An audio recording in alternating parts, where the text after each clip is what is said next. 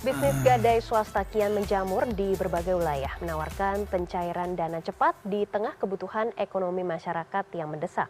Fenomena ini menjadi solusi alternatif di luar perusahaan gadai BUMN, sekaligus juga menyoroti celah besar dalam akses keuangan formal dan pengawasan perlindungan konsumen. Lalu seperti apa prospek bisnis gadai? Berikut liputannya.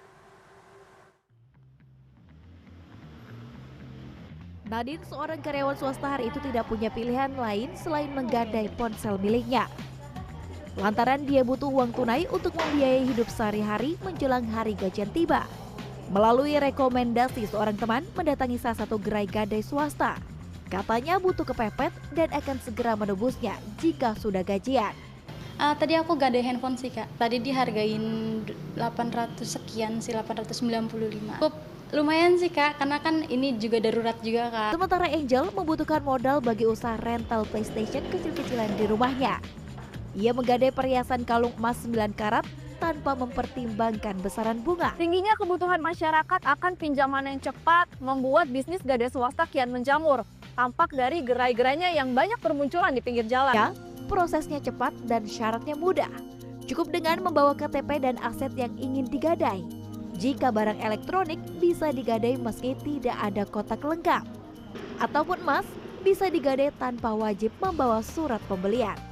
Promosinya bunga pinjaman sekitar 5% dan tanpa biaya admin. Gadai swasta hadir menawarkan diversifikasi layanan yang BUMN Pegadaian belum bisa tawarkan.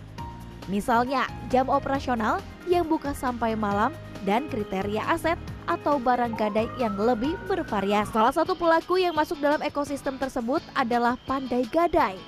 Selama 2 tahun, Pandai Gadai terus berekspansi mengambil ceruk pasar industri jasa gadai. Dekat dengan komplek perumahan hingga memiliki 150 outlet. Karena faktor tren harga emas yang meroket, strategi bersaing di industri gadai bukan pada biaya paling murah, melainkan nilai pinjaman yang kompetitif, transparansi biaya, pelayanan dan manajemen resiko melalui loan to value LTV yang terkontrol. Kita sudah memperhitungkan aspek biaya jasanya, aspek adminnya, sehingga hanya memberikan pinjaman misalnya 80-90% dari nilai aset. Pemain baru lainnya yang mendapat izin dari OJK sejak 2021 adalah Gadai Value Max.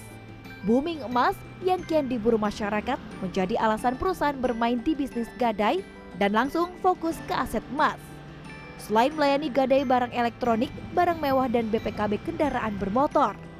Menurut sang pemilik, risiko bisnis gadai dianggap relatif terkendali karena barang jaminan dipegang oleh perusahaan. Gadai Value Max mengambil ceruk pasar untuk memenuhi kebutuhan permodalan masyarakat.